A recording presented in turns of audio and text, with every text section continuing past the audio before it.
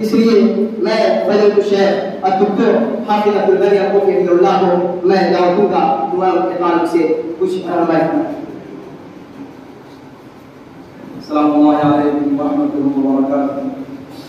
الحمدللہ رب العالمین والصلاة والسلام على أشرف الأنبياء وإمام المرسلين نبينا وقرة محمد بن عبد الله الأمين وعلى آله وصحبه الغر الميامين ومن تبعهم وتابعيهم بإحسان إلى يوم الدين، أما بعد۔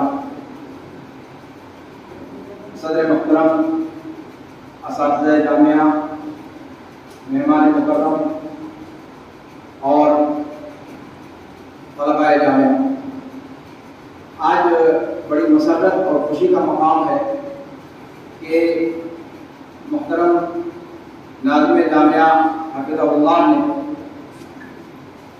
اس بزم کے انعقاد کا فیصلہ کیا۔ یہ بزم در حقیقت ایک ترغیبی بزم ہے جو آج محترم ناظم جامعہ حفظہ اللہ نے سجائی ہے ایک مہمان کی آمد کی مناسبت سے۔ یہ مہمان جامعہ کے لیے تو نئے ہیں، لیکن غائبانہ طور پر جامعہ کے ایک مخلص خادم کے طور پر انہوں نے جامعہ کی وہ خدمت انجام دی ہے جو شاید کبھی نہ بھلائی جا سکے۔ اللہ رب العالمین ان کی اس خدمت کو قبول فرمائے۔ ہمارے درمیان جو مہمان ہیں وہ ڈاکٹر محفوظ الرحمان ابن خلیل الرحمان مدنی حفظہ اللہ ہے۔ یہ ہمارے ملک نیپال ہی سے تعلق رکھتے ہیں۔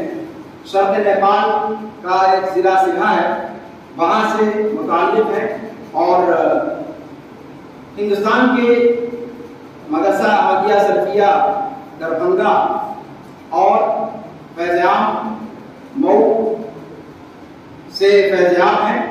پھر اللہ رب العالمین نے مدینہ کے اندر پہنچایا، وہاں کلیت الشریعہ میں داخل ہوئے۔ کلیت الشریعہ سے تخرج کے بعد اصول فقہ کی قسم سے انہوں نے ماجسٹر اور دکتورات مکمل کیا۔ اللہ کے فضل و کرم سے ماجسٹر میں ان کا جو رسالہ تھا وہ ایک اصول فقہ کی مشہور اور معروف کتاب اصول البدائع فی اصول الشرائع، اس کے قلمی نسخے کی تحقیق ان کا رسالہ تھا۔ دکتورا کے اندر انہوں نے موضوع کا جب انتخاب کا مرحلہ آیا تو آپ جانتے ہیں کہ دکتورا کے لیے بڑی کڑی شرطیں ہوتی ہیں۔ اکیڈمک طور پر سب سے اہم مرحلہ ماجسٹر اور دکتورا کا جو ہوتا ہے وہ عناوین کے انتخاب کا ہوتا ہے۔ بسا اوقات آدھی مدت عنوان کے انتخاب میں گزر جاتی ہے۔ مبارکباد کے مستحق ہیں ہمارے برادر ڈاکٹر محفوظ الرحمان صاحب کہ انہوں نے ڈاکٹریٹ کے مرحلے کے لیے جس عنوان کا انتخاب کیا اور جو عنوان انہوں نے قبول کروا لیا، مسئلہ صرف باحث کا یا اسکالر کا نہیں ہوتا۔ آپ جانتے ہیں کہ جو اکیڈمک عنوان ہوتا ہے اس کو پاس کروانے کے لیے قسم پر پیش کیا جاتا ہے، پھر پھر کلیہ پر پیش ہوتا ہے، پھر دراسات کلیہ پر پیش کیا جاتا ہے، پھر مجلس جامعہ پر پیش کیا جاتا ہے، یعنی اس کے مراحل ہوتے ہیں۔ اور عام طور پر عناوین جو پیش کیے جاتے ہیں، خطہ جو پیش کیا جاتا ہے تو فرسٹ اسٹیپ ہی میں رد ہو جاتا ہے، اور اگر بڑی مشکل سے پہلے اسٹیپ سے نکل گیا تو دوسرے اسٹیپ پہ جا کر بسا اوقات رد ہو جاتا ہے۔ لیکن اللہ رب العالمین کی توفیق شامل حال رہی اور ان کے حسن نیت کا اللہ رب العالمین نے جو ہے اللہ رب العالمین کی طرف سے توفیق بھی ملی اور حسن نیت کا اس کی برکت بھی ظاہر ہوئی کہ انہوں نے دکتورا کے لیے ایک ہندوستان کی مایہ ناز سلفی شخصیت شیخ الحدیث مبارک پوری جب کہا جاتا ہے تو براہ راست ان کا نام ذہن میں ہمارے آ جاتا ہے، اور یہ وہی شیخ الحدیث مبارک پوری ہیں جنہوں نے اس ادارے کے بانی شیخ الحدیث یہ خطیب اسلام خطیب الہند علامہ عبدالرؤف جھنڈالوی رحمہ اللہ کو خطیب الہند کا لقب جنہوں نے دیا تھا وہ علامہ مبارک پوری تھے۔ تو انہی کی شخصیت پر ڈاکٹریٹ کا انہوں نے رسالہ لکھا، اور چونکہ اصول فقہ کے اندر تھے تو انہوں نے اصولی پہلو کو شیخ الحدیث کے یہاں اس کا دراسہ کیا انہوں نے، اعمال القواعد الاصولية عند الشيخ ابو الحسن عبد الله المباركفوري من خلال كتابه مرآة المفاتيح شرح مشکات المصابیح. مرآة المفاتیح آپ جانتے ہیں کہ گرچہ مبارکپوری رحمہ اللہ نے یہ شرح مکمل نہیں کی تھی، لیکن جس قدر بھی یہ مطبوع ہے، اس کی شہرت اور اس کا انداز اور اس کتاب کا منہج وہ اتنا زیادہ علمی، ٹھوس، مدلل اور سلفی ہے کہ اور محققانہ ہے کہ عالم عرب میں اس کتاب کی گونج سنائی دیتی ہے. اور عام طور پر محدثین کی کاوشوں کا جب ذکر کیا جاتا ہے تو معاصر محدثین کی کاوشوں میں ان کی کاوشوں کو سر فہرست رکھا جاتا ہے.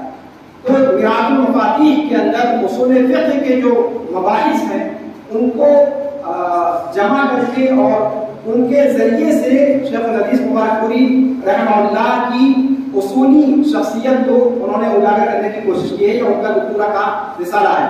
یہ دکتورا کا رسالہ الحمدللہ مکمل بھی ہو چکا ہے، اس کا مناقشہ بھی ہو چکا ہے، اور اللہ کے فضل و کرم سے بہت ہی ممتاز نمبرات سے اللہ رب العالمین نے کامیابی نصیب فرمائی ہے.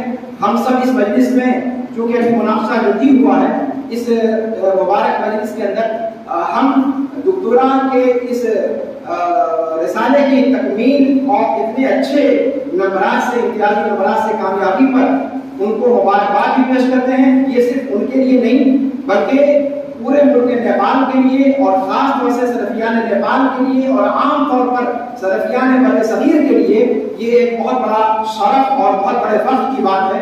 اللہ رب العالمین ان کے علمی اقبال کا سلسلہ جاری رکھے. اللہ رب العالمین انہیں عروج عطا فرماتا رہے. جامعہ سراج العلوم کے معادلے کے حوالے سے جیسا کہ آپ سبھی لوگ جانتے ہیں کہ اللہ کے فضل و کرم سے جامعہ سراج العلوم کا معاملہ بہت قدیم زمانے سے موجود تھا، اور نیپال کا اکیلا اللہ کے فضل و کرم سے یہ جامعہ ہے جو مدینہ یونیورسٹی سے باقاعدہ معادلہ تھا.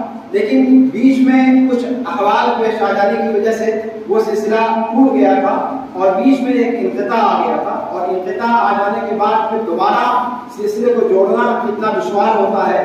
اس طرح کے مسائل میں آپ اس چیز کا اندازہ کر سکتے ہیں.